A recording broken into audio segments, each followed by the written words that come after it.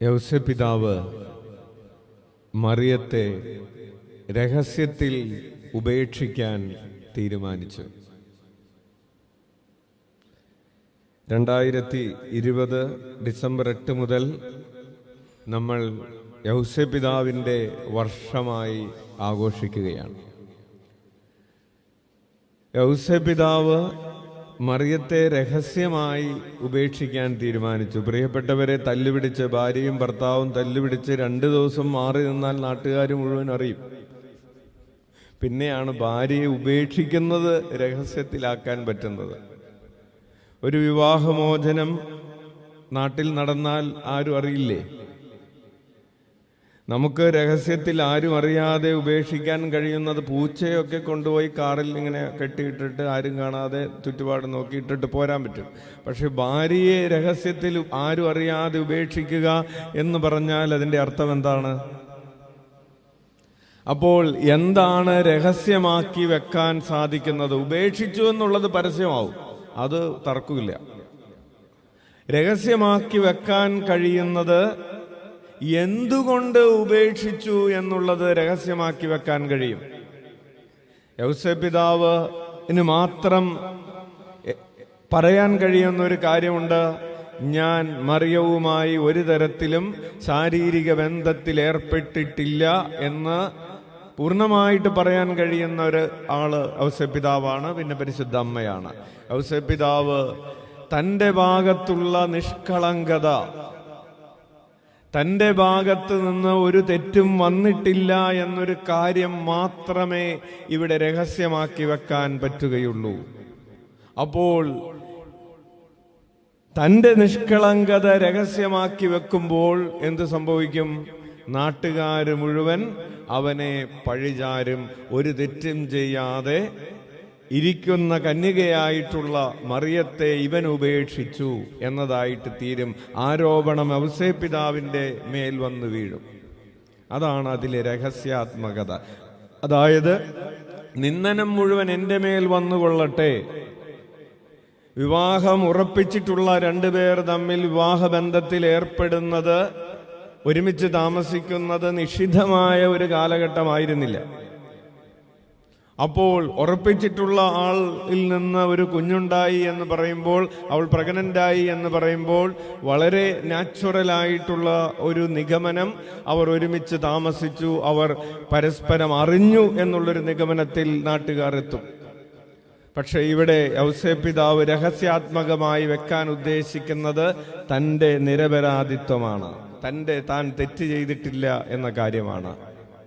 അപ്പോൾ സ്വയം നിന്ദിക്കപ്പെടാൻ, അപമാനിതനാകാൻ തീരുമാനിക്കുന്ന ഒരു തീരുമാനം എത്രയോ മഹത്വമുള്ള ഒരു തീരുമാനമാണ് മാനുഷികമായി.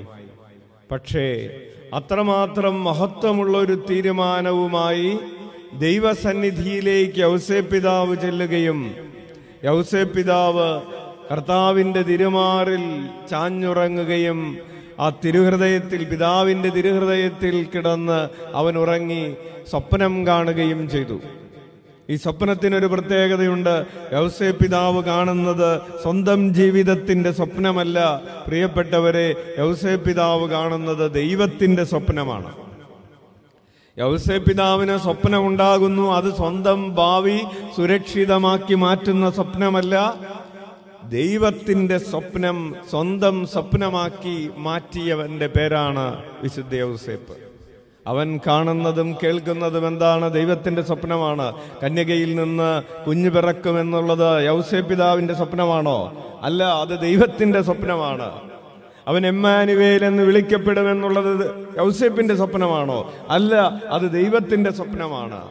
ഇവൻ രക്ഷകനായിരിക്കുമെന്നുള്ളത്, അവന്റെ പേര് അവൻ യേശു എന്ന് വിളിക്കപ്പെടുമെന്നുള്ളത്, ദാവീദിന്റെ സിംഹാസനം അവന് നൽകപ്പെടുമെന്നുള്ളത്, ഇതൊക്കെ യൗസേപ്പിന്റെ സ്വപ്നമല്ല, ദൈവത്തിന്റെ സ്വപ്നമാണ്. പക്ഷേ യൗസേപ്പിതാവ് കിടന്നുറങ്ങുമ്പോൾ കാണുന്നതും കേൾക്കുന്നതും ദൈവത്തിന്റെ സ്വപ്നമാണ്.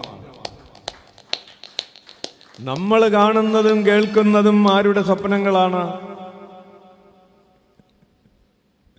അപ്പോൾ യൗസേപ്പിതാവിനെ അനുകരിക്കുമ്പോൾ നമ്മൾ ദൈവത്തിൻ്റെ സ്വപ്നങ്ങളിൽ പങ്കാളികളാകുവാൻ കണ്ണടക്കുമ്പോൾ ദൈവത്തിൻ്റെ സ്വപ്നം കാണണം, കാതു തുറക്കുമ്പോൾ ദൈവത്തിൻ്റെ സ്വപ്നം കേൾക്കണം.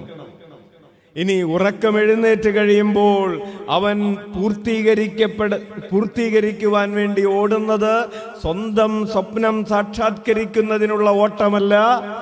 യൗസേപ്പ് പിതാവ് നിദ്രയിൽ നിന്ന് എഴുന്നേറ്റിട്ട് ഓടുന്നത് ദൈവത്തിൻ്റെ സ്വപ്നം പൂർത്തീകരിക്കാൻ വേണ്ടിയാണ്. ദൈവത്തിൻ്റെ സ്വപ്നം എന്താണ്? മറിയത്തെ ഭാര്യയായി സ്വീകരിക്കുക എന്നതാണ്. നമ്മൾ ഓടുന്നത് ആരുടെ സ്വപ്നങ്ങൾ പൂർത്തീകരിക്കാൻ, ആരുടെ സ്വപ്നങ്ങളുടെ സാക്ഷാത്കാരത്തിന് വേണ്ടിയിട്ടാണ്. നമ്മൾ ഓടുന്നത് നമ്മുടെ തന്നെ പദ്ധതികളുടെ പൂർത്തീകരണത്തിന്, നമ്മുടെ തന്നെ സ്വപ്നങ്ങളുടെ സാക്ഷാത്കാരത്തിന് വേണ്ടി പരക്കം പായുകയാണ്. നിർത്താം, അവസാനിപ്പിക്കാം. എന്നിട്ട് ദൈവത്തിൻ്റെ സ്വപ്നങ്ങളുടെ പൂർത്തീകരണത്തിന് വേണ്ടി അധ്വാനിക്കുന്നവരായി തീരാൻ. യോസേപ്പ് പിതാവ് പറയാതെ പറഞ്ഞു, എൻ്റെ ഹിതമല്ല.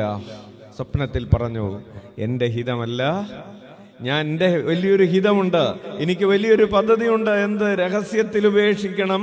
അതായത് മറിയത്തെ തെറ്റുകാരിയാക്കാതെ ഞാൻ സ്വയം തെറ്റുകാരനായിരുന്നു കൊള്ളാമെന്ന് പറയുന്ന, മാനുഷികമായി ചിന്തിച്ചാൽ വലിയൊരു പദ്ധതി യോസേപ്പ് പിതാവിനുണ്ട്. യോസേപ്പ് പിതാവിൻ്റെ വലിയൊരു പദ്ധതിയുണ്ട്. ആ പദ്ധതി ദൈവിക സ്വപ്നത്തിന് സമർപ്പിച്ചിട്ട് യോസേപ്പ് പിതാവ് പറഞ്ഞു, എൻ്റെ സ്വപ്നമല്ല, എൻ്റെ പദ്ധതിയല്ല, എൻ്റെ തീരുമാനങ്ങളല്ല, അങ്ങയുടെ ഹിതം നിറവേറട്ടെ. കണ്ണുകളടക്കാം. നമ്മുടെ അനുദിന ജീവിതത്തിൽ